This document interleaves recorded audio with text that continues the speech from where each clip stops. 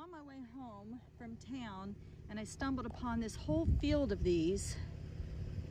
This is the most amazing meadow ever. I could show you a little bit of this. This meadow, I watched this all summer long. There is an amazing array of birds that live here. Meadowlarks and kildares and red-winged blackbirds. I absolutely love watching this meadow grow all throughout the year. And now I gotta go home and figure out what this is. I wanna say it's a Carolina something or other, but I'm not sure. But this is how you learn. You see something, you get curious, and you take it home. I mean, you take the vision home, not the plant. And you do some research.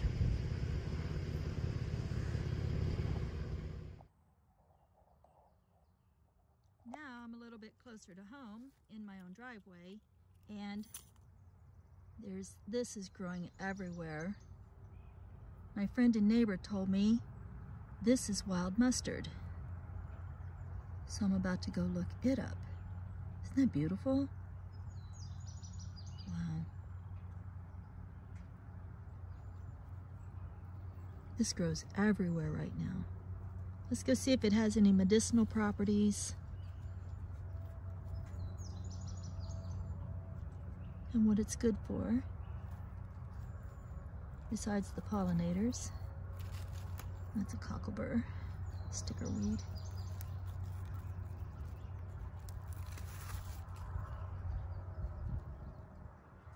And let's check on the thistle.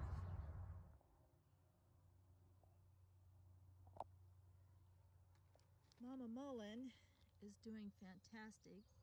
No snakes, no snakes. All right, mugwort, move. Mama Mullen. Isn't that beautiful? Look at that. No snakes. Wow. That is incredible. That's so soft. Look at the size of those leaves. And I won't be quite as up close and personal with my thistle, but these are my mamba jamba thistles growing out here in front of my garden. Look at them with their little white tips. Ooh. And everybody hates this plant. And of course, I adore it. Oh look, wild strawberry.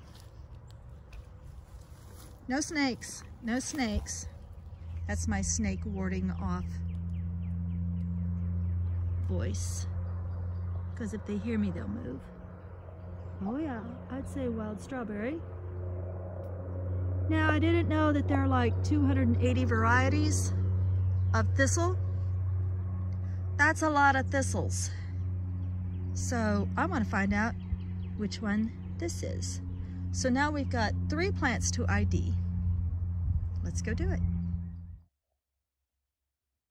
So I went out to the library and grabbed my Wildflowers of Missouri. Whatever state you live in, wherever your local area is, I strongly suggest, if you want to start learning about stuff like this, that you get a book of your area so you can easily ID.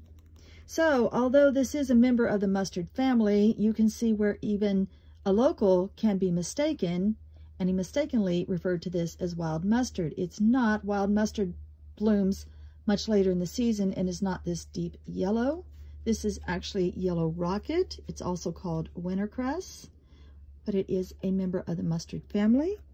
The petals are going to be like little crosses, so you see the 4 petals. And I can definitely ID that leaf.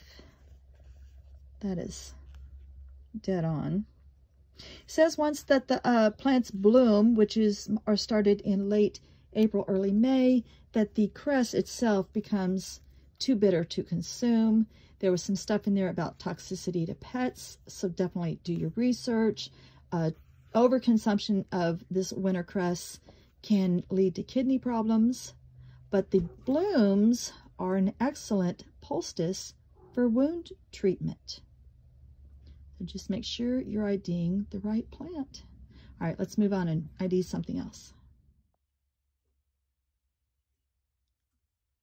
And I think it's fairly obvious that that first plant that I stopped and looked at is definitely Indian paintbrush. This is exactly how it looked.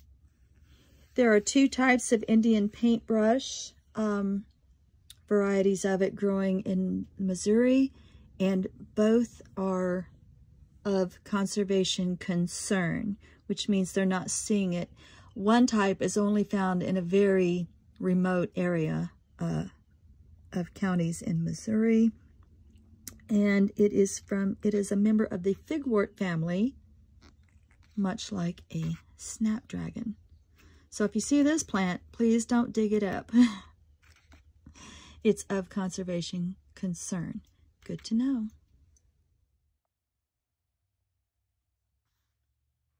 Okay, so the last flower for ID today, it's either going to be a bull thistle, or which can be up to 7 feet tall and is a member of the daisy family, or, well, there's a chance it's musk thistle, but I don't believe it's musk thistle because it's called nodding thistle, and mine weren't nodding last year. Mine plants didn't look like this. It looked like either the tall thistle, which can get up to 10 feet tall, or it's the musk thistle. So I'll have to wait until summer when it blooms and see which one I have. How exciting. Okay, let's go put the book up. That's really cool. I love IDing our native plants. I hope you guys are having fun with this too. I hope you're IDing your native plants. Okay, let's go put the book up in the library, and I have something to show you out there. Okay, we're back at the Love Shack Library. So before I leave, I want to, first of all, that was really, really fun IDing those plants together. You guys, now we all know what Indian paintbrush looks like out in the wild. Who knew? I got the cutest card from Andrea at Digging for Health. And I don't normally read cards, but I do got to read just the bottom line of this one. She said that she hopes the fairy that she sent me, the cute little crystal fairy, gets along well with my gnomes and Jiminy Cricket.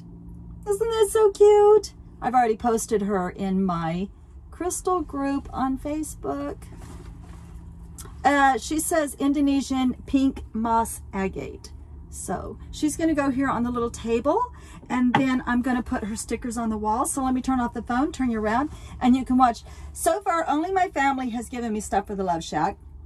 And Diane sent me one crystal, a heart-shaped tumbled rose quartz, and now Andrea sent me some stuff, and I want to put it up on the wall. So let's do this.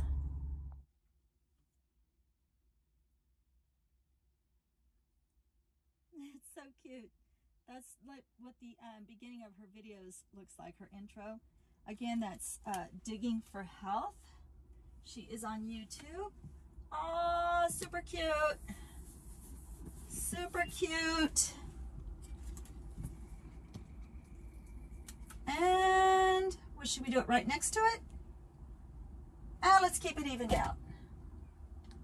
Oh, sweet. And I'll swing around and show you where the fairy ended up. You're right. She's perfectly suited for that spot. She's so cute back there. How sweet. Thank you again for thinking of me. Thanks, guys, for sticking through this video with me. Discovering wildflowers out in nature. This was so much fun. Thank you again, Andrea at Digging for Health. Thank you, Diane, too, once again, for my crystal. And thanks to my family, who also sent me things for the Love Shack. All right, you guys, many, many blessings.